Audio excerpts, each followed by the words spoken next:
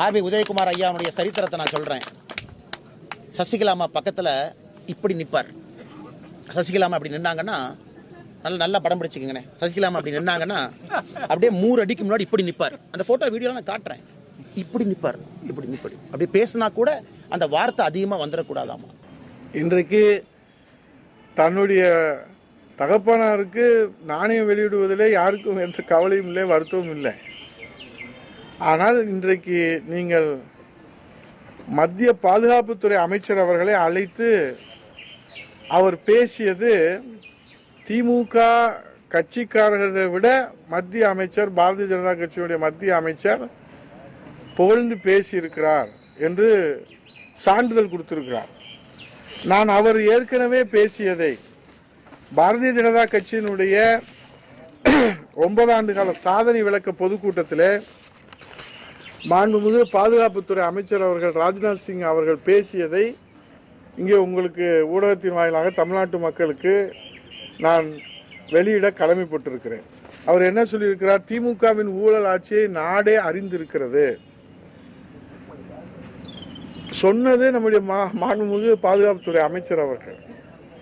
அவரை இன்றைக்கு தமிழகத்திலே மு.க. ஸ்டாலின் அரசு ஊழல் செய்வதை இந்தியா முழுவதும் பார்க்கிறது என்று பாதுகாப்புத்துறை அமைச்சர் அவர்கள் சொன்னது இந்த செய்திகளாக வெளியிடப்பட்டிருக்கிறது, ஊடகங்களிலே வெளிவந்திருக்கிறது. அதனுடைய பதிவைத்தான் உங்களுக்கு காட்டுகிறேன். அவர் இப்போது புகழ்ந்திருப்பது திமுக கட்சிக்காரர்களை விட பாரதிய ஜனதா கட்சி பாசிச ஆட்சி வரக்கூடாது, உள்ளே நுழைய விட மாட்டோம், தமிழகத்திற்கு வெள்ள நிவாரண நிதி தராத பாரதிய ஜனதா கட்சி உள்ளே விட மாட்டோம், தமிழகத்திற்கு நிதிநிலை அறிக்கையிலே நெத்தியிலே வைக்கிற ஒத்த ரூபாய் கூட ஒதுக்காத அந்த அரசிலே நிதி ஆயோக் கூட்டத்திலே நான் கலந்து கொள்ள மாட்டேன் என்று சொன்ன முதலமைச்சர், தமிழ்நாட்டு நலனுக்காக வாதாடி போராடி நிதி பெற வேண்டிய முதலமைச்சர் நிதி ஆயோக் கூட்டத்தில் பாரத பிரதமரிடத்திலே முறையிடுவதற்கு அங்கே தன்மானம் இடம் கொடுக்கவில்லை, எங்கள் தமிழ்நாடு புறக்கணிக்கப்பட்டிருக்கிறது என்று சொன்ன தன்மானமுள்ள முதலமைச்சர் முத்துவேல் கருணாநிதி ஸ்டாலின் இன்றைக்கு தன் தந்தையினுடைய நாணயத்தை வெளியிடுவதற்காக தன் தன்மானத்தை அடகு வைத்து விட்டாரா என்று தமிழ்நாட்டு மக்கள் கேட்கிறார்கள். அவை நாணயத்திலே ஹிந்தி இருக்கிறது என்று மாண்புமிகு எதிர்க்கட்சி தலைவர் அவர்கள் சொல்லியிருக்கிறார். இதில் என்ன தேச விரோத குற்றமா? நாணயத்திலே ஹிந்தி இருப்பது உண்மை.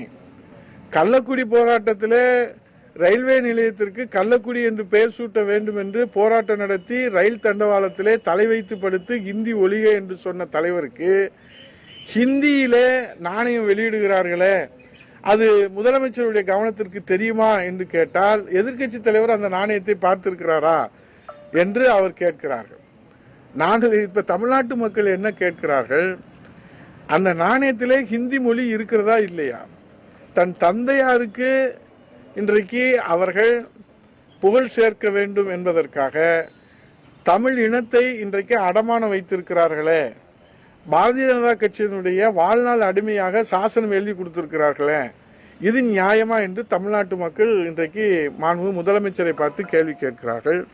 மூளை இருக்கிறதா என்று கேட்ட முத்துவேல் கருணாநிதி ஸ்டாலின் அவர்களே, உங்களுக்கு மூளை இருக்கிறதா என்று இந்த தமிழ்நாட்டு மக்கள் 1000 முறை கேள்வி கேட்டுக்கொண்டிருக்கிறார்கள். அது உங்கள் கவனத்திற்கு வந்திருக்கிறதா? ஆர்பி உதயகுமார் ஐயாவுடைய சரித்திரத்தை நான் சொல்றேன். சசிகலா அம்மா பக்கத்துல இப்படி நிப்பார்.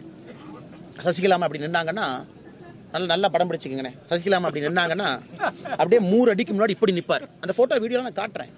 இப்படி நிப்பார், இப்படி நிப்படி அப்படி பேசினா கூட அந்த வார்த்தை அதிகமா வந்துடக்கூடாதாமா. காலில் போய் விழுவாங்க. அதை விட 5 முறை முதலமைச்சராக இருந்தவர்.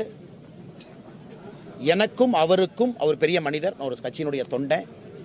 சித்தாந்த ரீதியில் எங்களுடைய கட்சிக்கு நிறைய வித்தியாசங்கள் இருந்தாலும் தமிழகத்திற்கு அவர் செய்திருக்கக்கூடிய பணிக்காக ஒரு சாதாரண ஒரு விவசாயி மகனாக இருக்கக்கூடிய அண்ணாமலை போய் அவருடைய மெமோரியல்ல ஒரு கும்பிடு போட்டு வரணும்னு நினைச்சா அதை பெருமையா தானே பார்க்கிறேன். நான் அதை சிறுமையா பார்க்கல. 2வது, எங்களுடைய கூட்டணி வாஜ்பேயியோட 5 ஆண்டு காலம் இருந்திருக்கிறாங்க. இதே கலைஞர் கருணாநிதி என்ன சொன்னாங்க? பாரதிய ஜனதா கட்சியை பற்றி தவறான பிரச்சாரம் தமிழகத்திலே செய்யப்படுகிறது, அதை உடன்பிறப்புக்கெல்லாம் அதை போய் மக்கள்கிட்ட பேசணும்னு இதே ஐயா தான் சொன்னாங்க. அதுக்குள்ள எனக்கு அரசியல் பேச விரும்பலீங்கன்னா இன்னைக்கு தமிழகத்தில் இது போன்ற அரசியல் என்ன சொல்றாங்க? கலைஞர் கருணாநிதி ஐயா இறந்த பிறகு 100 ஆண்டு இருக்கு. என் வயசு 40. ஏன்னா வயசே வந்து அவருடைய அரசியல் அனுபவம் கிடையாது. அவருக்கு 80 ஆண்டு காலம் அரசியல் அனுபவம் மட்டுமே. 50 இயர்ஸ் டைரக்ட் பாலிடிக்ஸ். 30 ஆண்டு காலம் நேரடியாக திரைத்துறையில் எழுதியவர். எத்தனையோ இடத்துல பல இடத்துல கருத்து வேறுபாடுகளை வெளிப்படையாக வைத்தாலும் கூட 100வது வருஷத்துல அந்த விழாவில் அங்க போய் ஒரு மரியாதை செய்வதை கூட இவங்க செய்வதை கொச்சைப்படுத்தணும்னு நினைச்சாங்கன்னா தப்பு. இன்னைக்கு நான் பல பேர்த்த பத்தி பேசுறேன். அறிஞர் அண்ணா அவருடைய நினைவிடத்திற்கு சென்று அதே மாதிரி நான் கும்பிடு போட்டு வந்திருக்கேன். காரணம், தமிழகத்தினுடைய முதலமைச்சராக இருந்தாங்க, 2 ஆண்டு காலம் பணியாற்றினாங்க, போராட்டம் செஞ்சிருக்கிறாங்க. எங்களுக்கும் அறிஞர் அண்ணாதுரை அவர்களுக்கும் கடவுளை பொறுத்தவரை 1008 கருத்து வேறுபாடுகள் இருக்கு, வெளியே வைக்கிறோம். ஆனா தமிழகத்திற்காக பணி செஞ்சவங்களை போய் நீங்க பார்க்க கூடாதுன்னா எப்படி? புரட்சி தலைவி அம்மா அவர்களுக்கும் நான் மரியாதை செய்வேன், அதை எப்படி இல்லைன்னு சொல்லுவீங்க? புரட்சி தலைவர் டாக்டர் எம்ஜிஆர் அவர்களை பற்றி சொல்லவே வேண்டாம். ஒரு மகான். இன்னைக்கு தமிழகத்தில் இதையெல்லாம் ஒரு குற்றமாக அண்ணன் ஆர்பி உதயகுமார் அவர்கள் வந்து பத்திரிகையாளர் சந்திப்பில் போய் கும்பிடு போட்டாரு அப்படின்லாம் சொன்னாங்கன்னா நான் என்ன சொல்றதுன்னு தெரியல.